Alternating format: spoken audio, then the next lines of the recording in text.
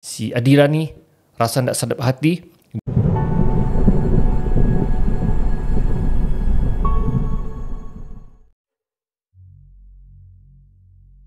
Baiklah guys, kisah seram seterusnya dikongsikan oleh saudari Adila.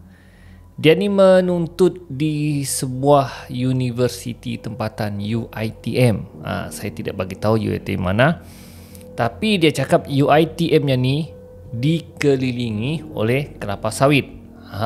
Okey, jadi memang UiTM-nya ni betul-betul di kelapa sawit. So, dijadikan cerita. Biasanya lah pelajar-pelajar universiti ni selalu tidur lewat. Kadang-kadang tidur lewat pun main game. Okay, kadang-kadang tengok movie. So si Adila ni begitulah dia punya tabiat. Kebetulan rakannya sudah tidur di bilik. So dia tengah layan movie. Okay, seorang. Lebih kurang pukul 2 pagi begitu. Okay, tiba-tiba dia macam mau terkencing lah. So dia pergi ke tandas. So di belakang tandas yang di belakang dorang punya asrama ni kelapa sawit. Jadi dia pergilah ke tandas. Jadi ketika dia sampai di sinki, dia cuci tangan, dia macam angkat kepalanya lah. Dan bila dia angkat kepalanya, dia nampak di cermin, dia nampak ada kelibat seorang perempuan berada betul-betul berdiri di kawasan kelapa sawit. Jadi dia terkejut. Dia cakap, siapa pula tu? Dan dia perhati betul-betul, memang ada orang tengah berdiri, perempuan di ladang kelapa sawit tu. So dia toleh belakang. Dan bila dia toleh belakang, dia tengok benda tu sudah hilang, tidak ada. Dan bila dia tengok semula cermin, benda tu hilang. Tapi dia perasan, dia memang nampak benda tu betul-betul ada dekat kawasan kelapa sawit. So dia sudah mulai risau dan resah, dan bulu romanya mulai meremang. Dia rasa macam sesuatu lah yang tidak sedap hatilah. So dia pun masuk ke biliknya, sambung layan movie di laptopnya. Tengah-tengah dia layan movie di laptopnya, dia terdengar bunyi ketukan pintu di biliknya. Ya, dia bunyi ketuk. Begitu. So dia macam yang dia pakai earphone, dia macam aku dengar bunyi ketukan kan? Kemudian dia angkat, buka begitu, dia dengar. Dan bila dia buka earphone-nya, betul guys, ada orang ketuk bilik dia. So dia heran, siapa kawan biliknya yang lain ketuk? Kalau ia pun sebut namanya kan Adila, buka pintu, aku ni, begitu kan. Dan dia tengok rakannya nyenyak saja tidur, buat-buat tidak tahu. Jadi si Adila ni heran, siapa? Jadi dia cuba perhati di bawah celahan di bawah pintunya tu. Dia nampak memang ada orang di luar, nampak macam bayang-bayang kaki lah. Dan bayang-bayang kaki tu berlegar ke kiri, ke kanan, ke kiri, ke kanan. So dia risau, siapa di luar biliknya. Dan dia cuba bangunkan rakannya. Dia cakap, Sofia, Long, bangun. Pengen ada orang di luar bilik kita, siapa ya? Besoklah. Kawan dia tidak hirau. So dia yang terpaksa menghadap, tapi dia tidak tahu siapa di luar biliknya. Kemudian bila benda tu berjalan, kemudian dia ketuk semula. Jadi si Adira ni rasa tak sedap hati. Dia terus buka radio dan pasang MP3 mengaji. Dan bila sudah pasang MP3 mengaji tu, baru benda tu hilang guys. Jadi dia off laptop dia, terus sambung tidur. Dan keesokan harinya barulah heboh. Rupanya bukan biliknya saja yang diganggu, tapi bilik-bilik lain juga turut diganggu. Dan mereka kata mereka nampak kelibat Pontianak guys. Memang kecoh lah. Dia cakap ketuk bilik ke bilik, dan bila diorang buka, diorang nampaklah Pontianak dan semua macam ketakutan berlarian. So kemungkinan apa yang si Adira nampak malam tu kemungkinan ada benarnya. Dan pada malam yang seterusnya, pada malam yang seterusnya, sekali lagi, kali ini bukan di pintu tapi dari tingkap pula guys. Mustahil lah pula orang boleh dari tingkap pula ketuk kan dia. Tingkap dia diketuk 3 kali lagi. Dia cakap, siapa ketuk dari tingkap kan? Kali ni kawan dia bangun. Dia cakap, kau dengar ke bunyi ketukan tu? Jadi kawan dia terkejut lah. Mungkin burung kot, dia cakap kelanggar. Jadi si Adila cuba jenguk di tingkapnya begitu. Dan bila dia jenguk guys, dia nampak satu kelibat betul-betul Pontianak guys. Jadi dia tidak bagi tahu kawannya. Dia bagi tahu kawannya, kita keluar sekejap, dia cakap kan. Jadi kawannya terkejut, kenapa? Keluar saja. Dia bawa kawannya keluar, dan ketukan di tingkap itu masih lagi diketuk. Dan bila keluar, baru dia cerita dengan rakannya apa yang dia nampak. Kawannya pun yang, aku biar betul lah Dila. Betul, dia cakap, aku nampak. Jadi sekali lagi mereka masuk sama-sama, pasang MP3 mengaji, dan benda tu barulah hilang. Dan mereka report dengan warden mereka tentang kejadian berkenaan. Dan wardennya beritahu, tidak perlu takut, kamu hanya baca doa, benda tu akan tidak mengganggu. Dan hari-hari selepas tu mereka sentiasa pasang MP3 dan sentiasa baca doa.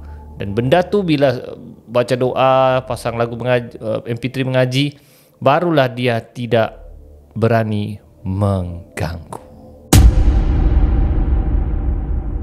Baiklah guys, kisah seram seterusnya dikongsikan oleh saudari Mariam. Dia ni sudah berkeluarga dan mempunyai 3 orang anak. 2 orang anak lelaki dan anak bongsunya perempuan yang bernama Suri. Dikatakan, dia kata anaknya si Suri ni sering nampak benda yang orang tidak nampak. Dan dia sering mengadu dengan mak dia. Mak, dia cakap ada kawan datang. Mak, Suri nampak something.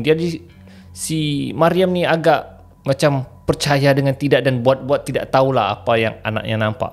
Dan walaupun anaknya nampak, tapi anaknya berani, macam tidak takut apa yang si Suri ni nampak.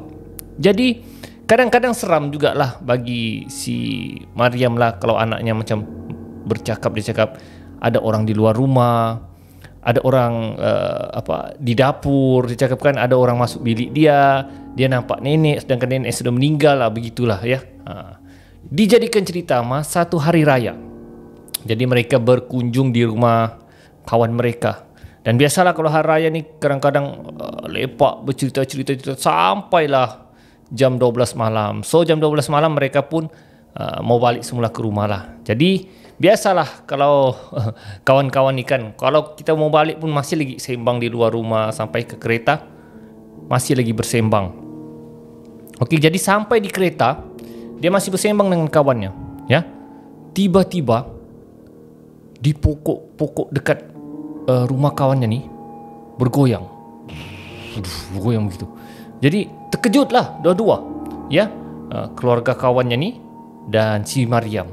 Dan terkejut, apa tu? Dia cakap kan, tiada apa-apa, itu monyet tu, bilang kawan dia.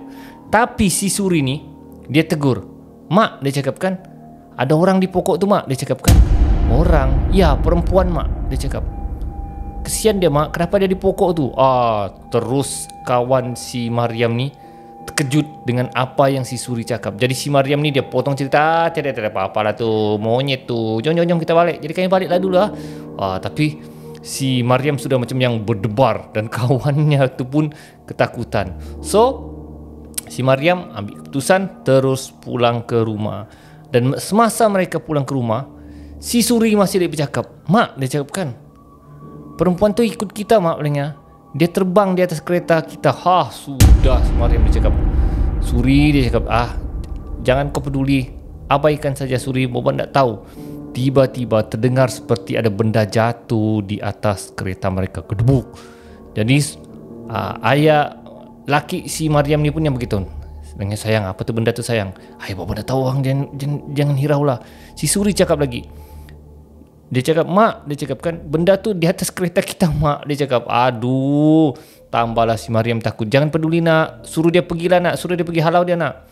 Suri cakap, jangan kau ganggu kami, pergi kau dari sini.